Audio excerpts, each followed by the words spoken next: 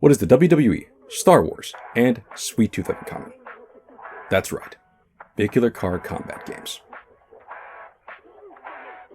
Wait, what the fuck? Vehicular Combat games sounds like a niche genre, but it's far from it.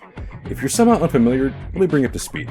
Essentially, you're in a vehicle, and with that vehicle, you are thrust into a do-or-die battle of life and death.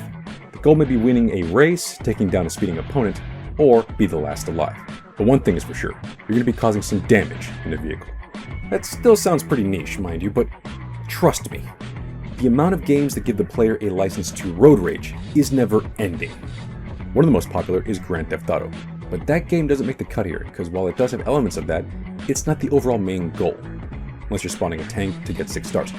No, instead I want to focus on the games that exemplify the genre itself, and to do that, I gotta nitpick a bit. To help us refine our criteria, let's look at the title of this video, Vehicular Car Combat. Well, that just sounds redundant, but it actually isn't, because today I want to focus on the most popular of the genre, and the game synonymous with the phrase Vehicular Combat. Car combat games. Flying on water vehicles are going to be excluded, otherwise I'd be here all day. Also, kart racers, back of the line. Y'all could easily take up your own video, and are technically their own genre. With those rules in place, we still have tons of games to talk about, so let's start at the beginning. And here's a history lesson. Let's go back to the arcades. Oh, no, I mean the original arcades. Yup, back when cigarette smoke was still allowed on airplanes. Arcades were still in their infancy. This is where we will witness the beginning of the vehicular combat genre. And behold. Yeah, it's not much to look at, is it? But this was enough to cause a stir of controversy. Destruction/Demolition Derby was developed by Exidy, and it came out back in 1975. The screen was an arena, and multiple cars would drive around smashing into each other until there was one left standing. This was a small hit, but due to manufacturing costs and their licensing company Chicago Coin going bankrupt, Exidy didn't see a dime. So, to recoup their costs and sell the game themselves free of licensing, they modded the game, and Death Race was born from its ashes. And boy, did this, once again, get people worried. Reporters and parents blew it way out of proportion and labeled it a hit-and-run simulator. But this bad press only did one thing. It sent kids and young adults in droves to play this game any way they could. The developers say that you're running over gremlins, but I'm pretty sure that was said to cover their asses. It also didn't help that it shared a name with the film Death Race 2000, starring David Carradine and Sylvester Stallone, which proudly showed people being run over for points as part of a race. There's no copyright relation between the two, but the influence seemed pretty clear. Regardless of the controversy, it was obvious that even back in the day, the idea of cars fighting, or arcade goers being able to cause mayhem behind the wheel, made for an entertaining experience. And if you still want to know more about Death Race, I recommend checking out where I got this info, a pretty cool blog that has done a great job of archiving all this info, link in the description. But this was the beginning. But what about its rise in popularity? Well, we're still getting to that. As the years went by, a few other games came out that molded the genre and reached a far bigger audience. In 1983, Spy Hunter hit the arcades, and really showed how much destruction was possible with sprites. Clearly inspired by 007, you take control of a spy vehicle, decked out with guns, missiles, an oil slick, and even a smokescreen, taking down opponents and while trying to keep the heat off of you. Bullets, explosions, and a car that could drive on water. And now we're cooking with gas. Spy Hunter was a runaway success. It became an arcade staple, and of course, Spy Hunter got many home ports due to its popularity. Atari 2600, ColecoVision, Apple II, and eventually the NES got a version, among many other systems. But when would the genre get a game that originated at home? Yes, arcade ports are great, but even around this time, home console games were built to have a bit more longevity to them, instead of focusing on, getting a high score. Well, behold, RoadWar 2000. Okay, this is more of a text-based strategy game. How about AutoDuel? Jesus. Alright, computers back then were really primitive, we all know this, but again, the thirst for road rage was there. But if you truly wanted your high-octane fix, arcades were still your best bet. Up to this point, a top-down view was a thing that most of these games had in common. It was a good view, but it lacked something. A true sense of speed. Well, once games began to advance enough to see the car at least from behind in a third-person view, racing games started to feel far more faster. So, in 1987, we got what I would label as Spy Hunter in third person. Road Blasters from Atari. In Road Blasters, the goal is simple. Reach the finish line while gunning down as many cars as you can while making sure your gas tank doesn't run down to fumes. The more targets you hit, the higher the score, and for an arcade game, it was a hit. Such a hit that it also came to the home market, in the form of Matchbox cars. I mean, this is great, but I was expecting more along the lines of home ports. And boy, did we get many of those. NES, Genesis, ZX Spectrum, Commodore 64, hell, even the Atari Lynx got a port. And thanks to the game being pretty basic, each port did not feel like a compromise. These retained a sense of speed and destruction, and felt faithful to the arcade. This is starting to feel much more like it. So, now that the ball was rolling, what next? Well, while ports began to slowly hit every major console throughout the early 90s, 1988 had another arcade title release, and this one was different to the typical drive-and-shoot formula. Across the pond, Japanese developer Taito unleashed one of the staples of the genre, and debatably the grandfather of modern racing vehicular combat, Chase HQ. Stripping away the guns of Road Blasters, you're two cops, forced to take down a criminal in a high-speed chase. But like I said, no guns. So how do you stop them? Well, you ram your car right into their ass until they turn into a fireball. All while avoiding high-speed traffic, of course. While I don't agree with their methods, I sure as hell have a lot of fun turning their suspect's car into a Ford Pinto. I mean, sure, Death Race, Spy Hunter, 1984's Demolition Derby, Demolition 1975's, but regardless, those were games that existed before. But if you were to ask me what was the first true car combat game, at least how we know them today, Chase HQ gets my vote. Road Blasters is a clear contender, but it felt much more like a shooter in race cars clothing. Chase HQ was the real deal, and thankfully, this started a trend that got many other developers interested in the art of twisting metal. But before the genre hit the big time, it still had a little more growing up to do. And that it did, with 1991's Road Rash for the Sega Genesis. It seems like an average motorcycle racer. That is until you cave your opponent's head in with a club, causing them to crash their bike in spectacular fashion. The early 90s were an interesting time for video games as a whole. I mean, the ESRB wasn't actually a thing yet, and the #1 game in arcades was Mortal Kombat. Games definitely had an edge to them. And I don't mean edgy, I mean an edge that was covered in blood that got parents even more up in arms than before. So clubbing another racer's head in was the least of their worries, but it was popular enough to spawn its own series, which is great for the genre. So what could come next? Well, the next notable example was Crash and Burn for the 3DO. Say what you want for the 3DO, but what you can't say is Crash and Burn was a good game. Sucks even more that at launch, this was the only game available for 2 months. Christ, terrible graphics, terrible gameplay, and single player only. A serious misstep in the brand new genre. I mean, a game this shitty is enough to poison the whole goddamn well. And thankfully, it thrived a little more. The following years, we did get games like Rock and Roll Racing, and even something goddamn metal as Quarantine. I mean, this game is awesome. But it wasn't big enough to become a household name. No, the genre needed something big, something huge, something that could rival, freaking Super Mario Bros. In popularity. And you know what? In 1995, the genre got just that. Destruction Derby for the MS-DOS. Okay, in all seriousness, I'm actually surprised this game managed to beat it to market, but no, of course I'm talking about Twisted Metal. I mean, if you know anything about car combat, let alone video games, you've definitely heard of this. The series literally synonymous with the phrase Vehicular Combat. Twisted Metal was a godsend for people who just wanted to turn cars into hunks of twisted metal. Title makes sense now. From the deranged mind of David Jaffe, the same guy who created the God of War series, Twisted Metal shoved the player into a car destruction tournament. With a cavalcade of sadistic characters to choose from, and many stages that represented areas across the world, Twisted Metal 1 became an instant hit. Special moves, explosions, and the screams of your opponents was enough to keep the player enthralled, and kept them coming back for more. Oh, and don't forget, multiplayer. And if you still haven't experienced it, well, I mean, you've definitely played probably a kart racer. Well, imagine Mario Kart Battle Mode, but dial up to 13. It was a blast in more ways than one. So, with its massive success, we quickly got a sequel in the form of Twisted Metal 2.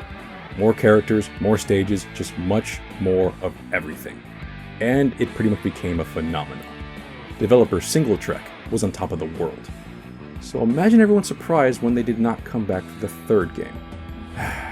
Goddamn business politics. Thanks to being bought out by GT Interactive, SingleTrack was no longer legally able to produce games for their own series, since it was owned by Sony itself. Talk about a shitty deal. But while SingleTrack moved on to other projects, Twisted Metal was far from dead. Instead, 989 Studios milked it to almost death. Now, I'm going to stay here to defend Twisted Metal 3 a bit because it is the first game that I played in the series, and, well, yes, I have nostalgia for it. Having played the whole series now, it's still not that bad. I mean, it's not great, but it's definitely not bad. Even though it very much lives in the shadow of its much better brothers. Gone was the dark comedic tone of the first two games, replaced with a much more tongue-in-cheek approach. The dark monkey paw endings in the second game were replaced with nonsensical crap storylines. Oh, Sweet Tooth loves candy. I guess his ending is he's gonna end up in a dentist chair? Are you kidding me? Seriously. Added in under-designed stages were just small arenas with a few obstacles added in, which honestly pale in comparison to even Part 1's stages. The only thing I can honestly say was better was the soundtrack. I mean, an OST that introduced me to Pitch Shifter and Rob Zombie can't be bad. But yeah, while I do enjoy 3 because it has the same fun multiplayer hecticness of the originals, it's not terrible. In my opinion, that honor goes to Part 4, which is an overall disaster. Sure, multiplayer was fun, and the idea of creating your own character was cool. Oh, and you can unlock all the boss vehicles. But that's about it. Stages were now overly complicated with confusing layouts and a lot more instant death pits than before. A character roster that was darker, but just as dumb as Part 3's story-wise, terrible endings, and a pretty nasty art style. 1 and 2 was dark comedy, 3's were pretty bland, but Part 4's were just weird, and honestly, was something out of a Garbage Pail Kids card pack. Yes, I know there's fans of this game, you can make the argument that Part 4 is better than 3, but no one in the right mind can stand there and say this is better than Part 2 and 1. Not a chance in hell. So yeah, Twisted Metal was starting to lose its luster. Even with 2001's spin-off Small Brawl, it seemed that nobody cared about Twisted Metal anymore. Psych! Like early 2000s humor? Because it sucked back then as much as it sucks now. No. This wasn't dead. Twisted Metal was back, baby. David Jaffe decided to come back and give a proper sequel to Twisted Metal 2, in the form of Twisted Metal Black in June 2001. Gone was the humor and campiness. Twisted Metal Black was as dark as, well, the color black. Every driver was now a tortured soul looking for redemption or good old-fashioned revenge on whoever put them in Blackfield Insane Asylum. Calypso returns as the showrunner of the tournament. Only this time around, he is no longer just a goofy entrepreneur looking to collect souls from suckers. This time he's a disturbed man that just enjoys watching the world burn.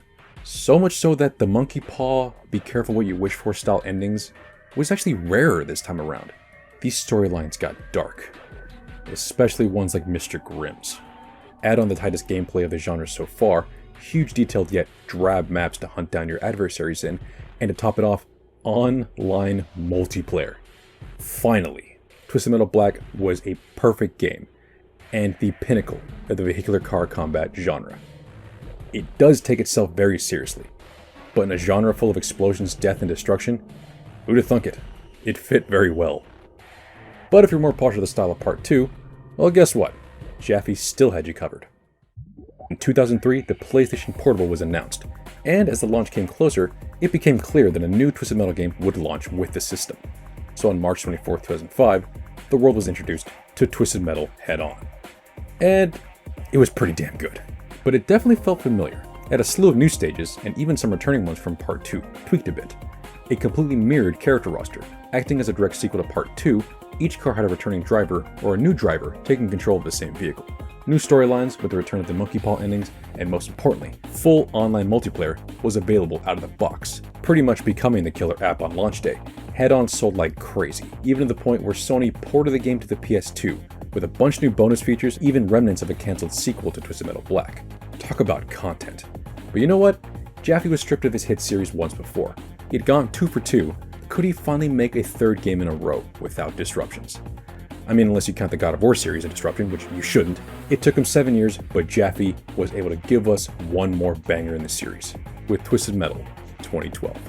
Yeah, I hate it too when they do this shit where it's like, oh yeah, we're gonna call it the exact same name as the first game in the series or previous game.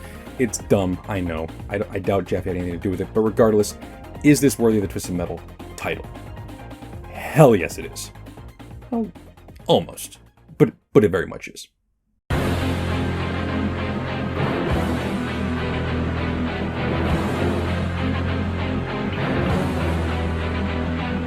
Okay, well, let's get the bad out of the way first. The laundry list of interesting characters.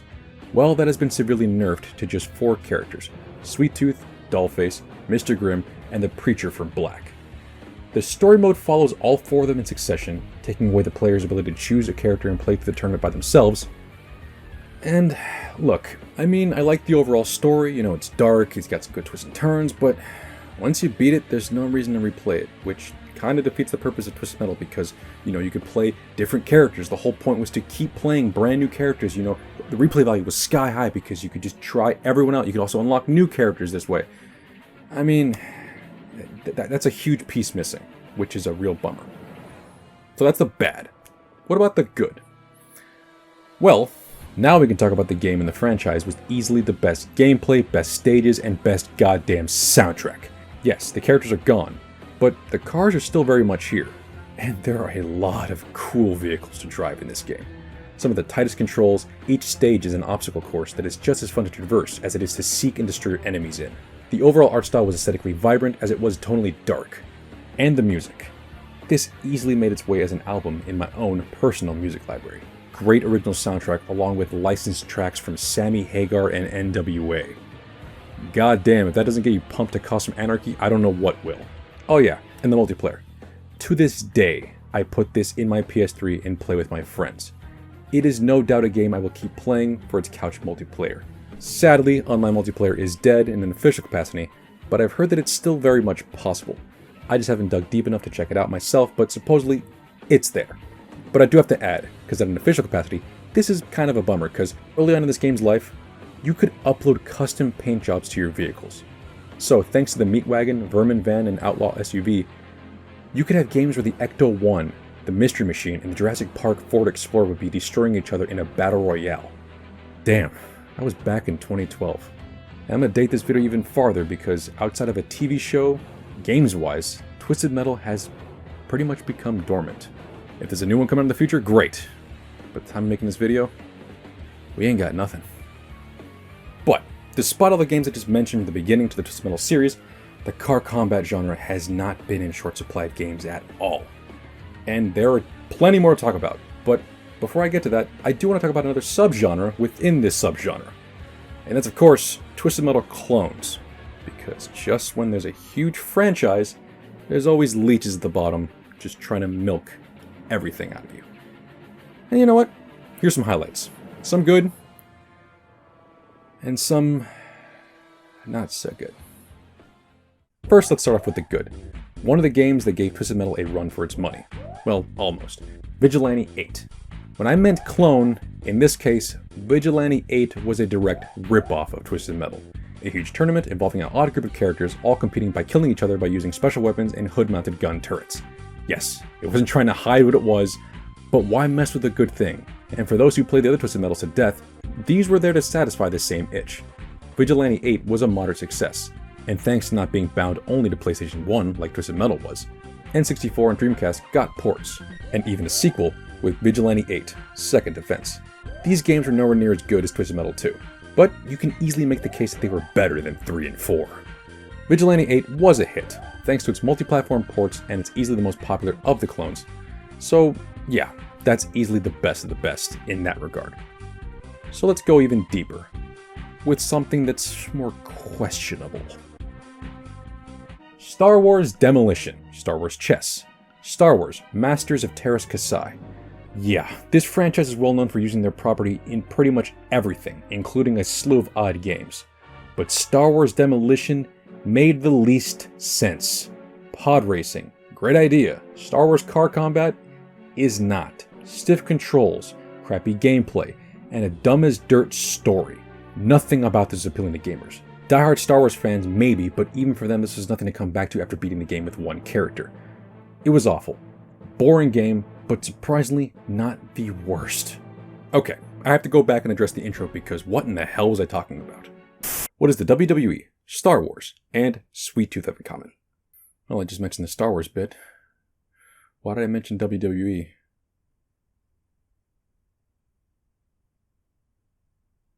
This is why. This. Crack. The drug crack definitely was involved in the conception of this game. Hey, we gotta make another game in the WWE franchise, bro. What is hip with all the kids these days?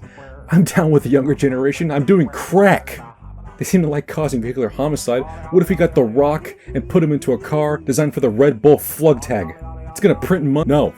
No, thank God this was a freaking bomb. This was a critical fucking dumpster fire. This was a piece of shit, and I couldn't be more happier. Because fuck this game. Not everything needs a kart racer, let alone a car combat game. I mean, just look at this shit. Nothing about this is redeeming. Gamers ignored it completely, and WWE fans couldn't stop laughing when they put the game box back down at Blockbuster. And yeah, if you notice, my copy is clearly a rental copy because there's no way, chance in hell that people actually bought this on day of, because this is the only way that I can even imagine someone even playing this thing. Seriously, this is an abomination. And anybody who bought this outside of a deep sale has to seriously consider their financials, because my god, dude, you need to stop wasting your goddamn money. Do I need to really talk more about this? The gameplay speaks for itself. Hell, the box art should be enough to dissuade you. And yeah, I bought it for this video. But even I feel great shame in paying for this piece of shit. So, moving on. So with that, we can finally put a pin in the Battle Royale Destruction Derby style games. At least for now. But, again, that's only part of the whole Vehicular Car Combat genre. Looking back to Chase HQ and Road Rash, they are also Vehicular Car Combat games. But the gameplay definitely is much more of a pursuit race style game. Well, let's now move on to this sub-genre, and on to the other huge franchise I was teasing at before, Carmageddon. Well, not really, because while I am glad to mention it now, especially since it's a spiritual successor to the game that started it all, Death Race. Yes, Carmageddon has its own series, but due to many of the games being bad, it never hit the popularity of, say, Twisted Metal. This very much was a running over a pedestrian simulator, but its very obvious shock factor only managed to get it to be a cult classic. It's fun, but very shallow. Instead, the franchise I'm alluding to is one of my favorite game series of all time. Yes, even more so than Twisted Metal, and that is Burnout. Hell, when all said and done, this series much more fits the title of Twisted Metal than Twisted Metal itself, because while Twisted Metal was all about the weapons and explosions, Burnout was more about the high-speed crashes. In the same year as the iconic Twisted Metal Black, Burnout 1 hit the scene, and was a bit of a cult hit. It felt like your run-of-the-mill racer with okay graphics, but it had a really neat car crash mechanic. Unlike other races at the time, where a car running into a center divider just meant it stopping dead in its tracks, in Burnout, the car would realistically smash into it and realistically crash.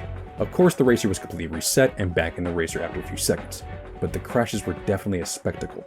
So much so that first-time players would intentionally crash their cars like a kid trying to obliterate their Hot Wheels for shits and giggles. Overall, it was a pretty decent game, and popular enough to get a sequel, Burnout 2, Point of Impact. And this one definitely upped the ante. The graphics were improved, far more cars were available to unlock, and the traffic density was higher. So there was many more opportunities to get into crashes. But if you were getting tired of just racing, there was a new crash mode which acted like a puzzle mode, where you would intentionally crash into a busy intersection to see how much destruction you can cause. The higher the insurance cost, the better the score. But taking a step back, notice I get to mention anything that would truly be considered Vehicular Car Combat. Yes, you can crash, but actually running into an opponent wasn't a real mechanic, it was just possible. Except for the pursuit mode in Part 2, I almost forgot to mention that. Very much like Chase HQ, you were tasked to chase down an opponent and shunt their car until they were unable to drive their broken down heap. So I take back 2. It had elements of it, even if it was only just a small mode. Well, that all changed with this. Burnout 3, Takedown.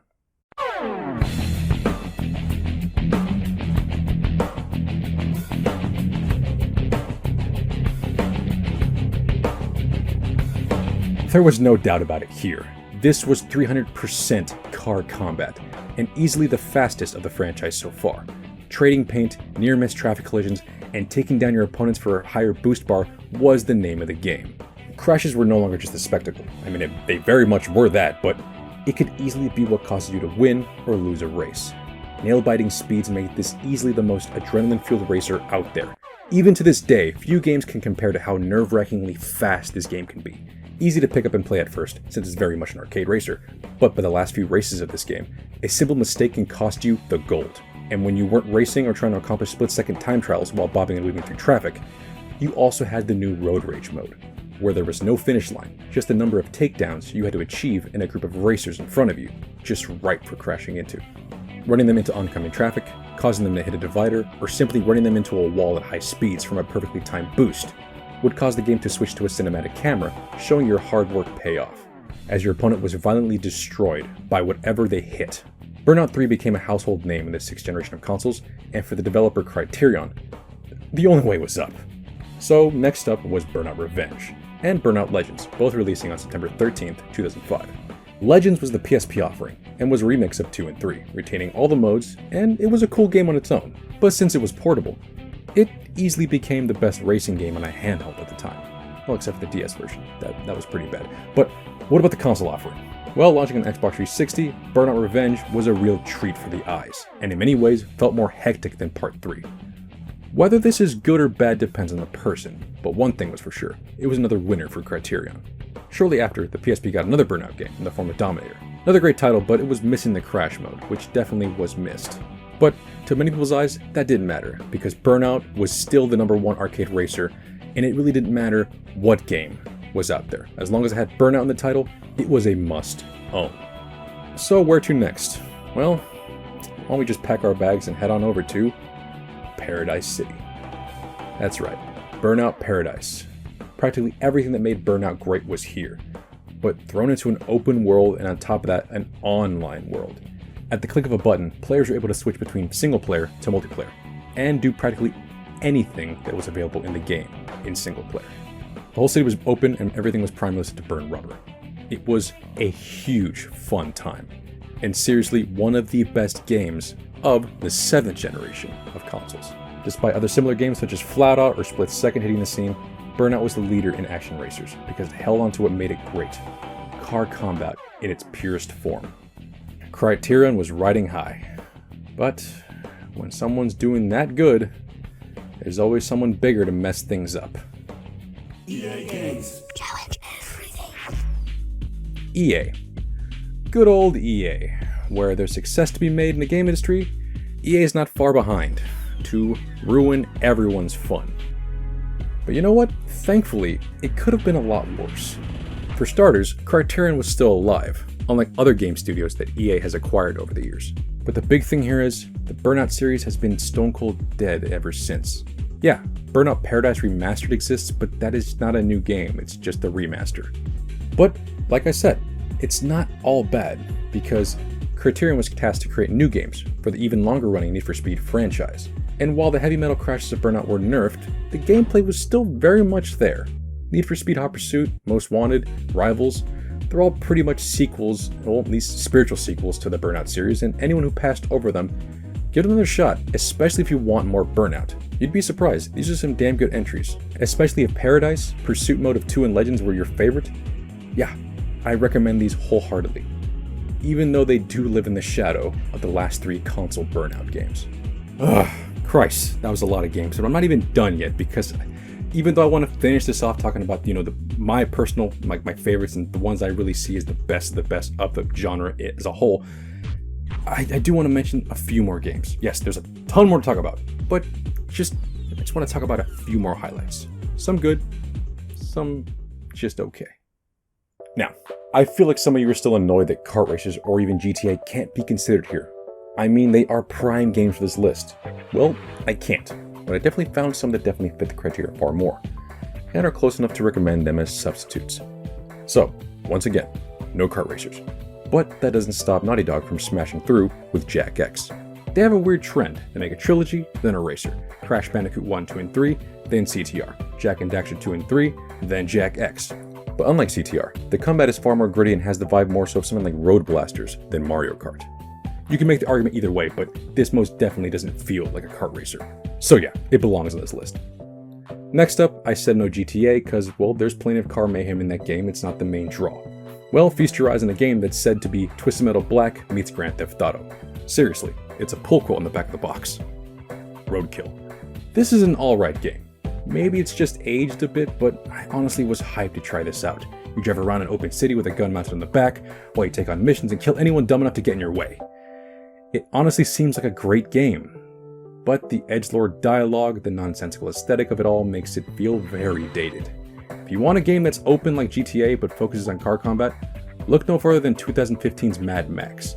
I'm honestly surprised that I went this long not mentioning the movie series that inspired Vehicular Mayhem in the first place.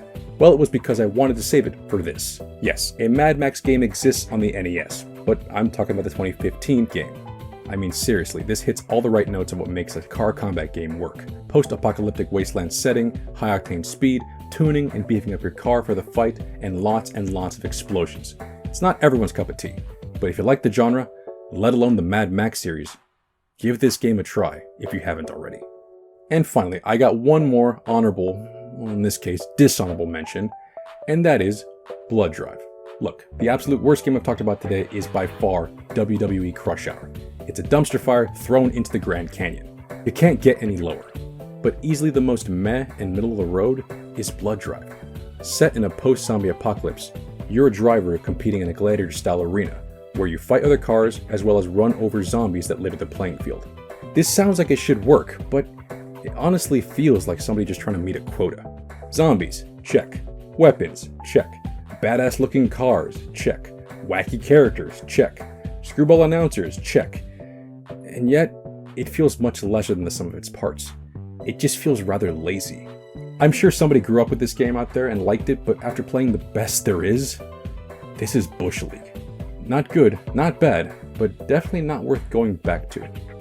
And now finally we're done with all that. Yes, I know some of you are saying, what about Cell Damage, freaking Hardware Rivals, Destruction All-Stars, Full Auto? Like, look, there's so many goddamn games in this genre. Too many to count. Seriously, I need to keep reiterating that. There's so many of them. But I just wanted to focus on the ones that I've played personally and the ones that really stood out to me the most. So yeah, with that all out of the way, let's now focus on the best of the best. And you know what? This is going to be a bit redundant because I've already mentioned them. So let's single out the two types of games to make this a little bit easier. Battle Royale Car Combat and Racing-focused Car Combat.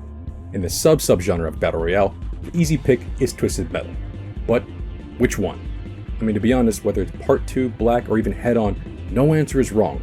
But if you twisted my arm and made me choose one, for gameplay alone, Twisted Metal 2012 is by far the pinnacle of this sub-genre. The story is not that great, but for 4-player split screen, this is the best. But you know what? There is one game I still haven't mentioned of the series, and it's kind of weird due to the fact that it's debatably the best one on the PlayStation, the console that started it all. So yeah, like I mentioned before, Single Track wasn't able to make, a sequel because of some legal fuckery, but that didn't stop them, because in 1998, we got Road Trip, Vacation 2012.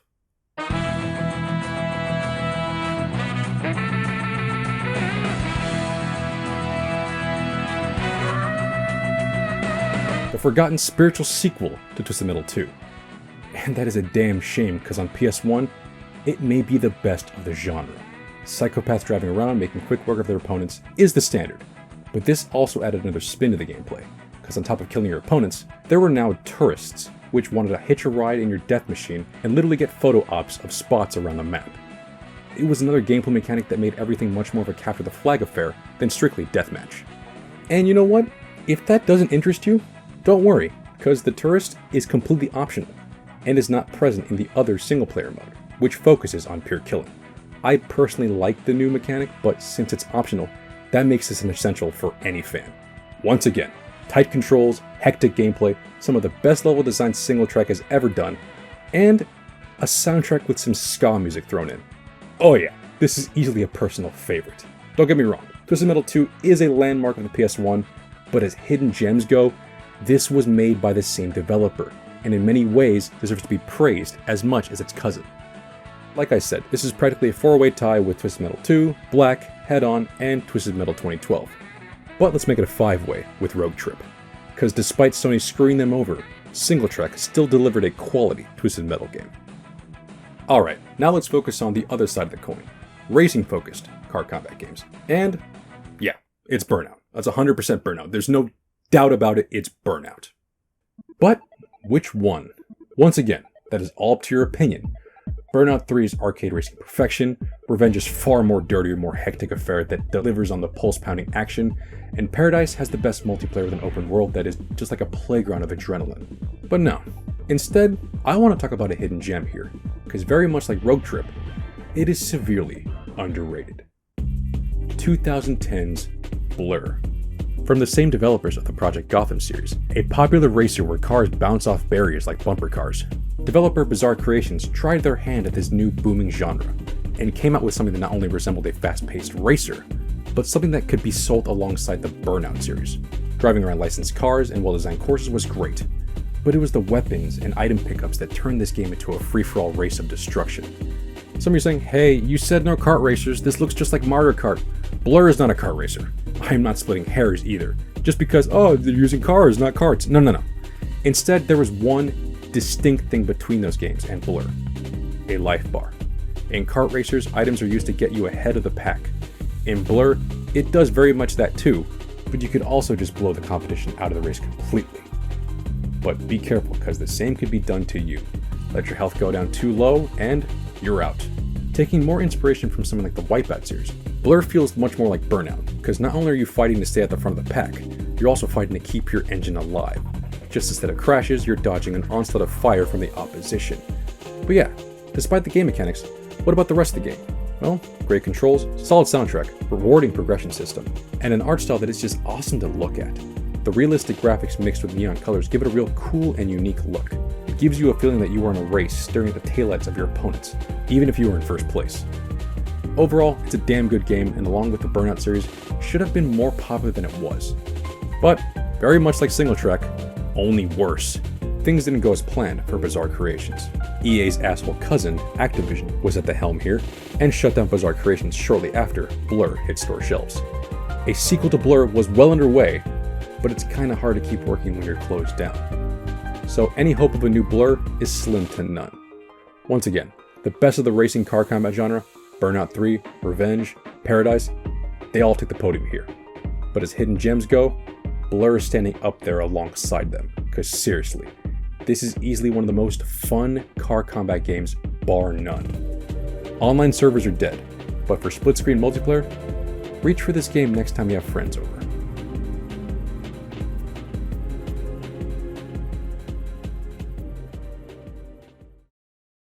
Well, that's the video. And yeah, wow. This genre is booming. I mean, seriously, if you just turn a corner, there's another freaking game on the horizon coming out. And like I said, there are so many games, but even the ones that I excluded, I mean, just elements of this genre are everywhere. Grand Theft Auto, Rocket League. I mean, seriously, there's so many freaking car combat style games out there that are just a lot of fun. And it was honestly a lot of fun just to talk about all these freaking games. I mean, seriously, holy shit. But more so the point, I just can't wait to see what is done in the future, because yes, there's always going to be great car combat games. There's obviously ones coming up for PS5 and stuff like that. But what I really want, you know what, screw it, that's the reason for this video. What I really want is someone out there watching this, if you're a developer, make one in VR. Yes, there's space shooters and there's freaking, but no. Make a car combat game in VR, whether it's like Twisted Metal or freaking Burnout, I don't care. I want it. It sounds exhilarating. It sounds nuts. It sounds like it's gonna be crazy. But I want to play it. So please. I can't do it. But if you're a developer, come on. Put a brother out. But yeah, regardless, that's the video. Thank you for watching. Like, comment, and subscribe. I'll see you guys later.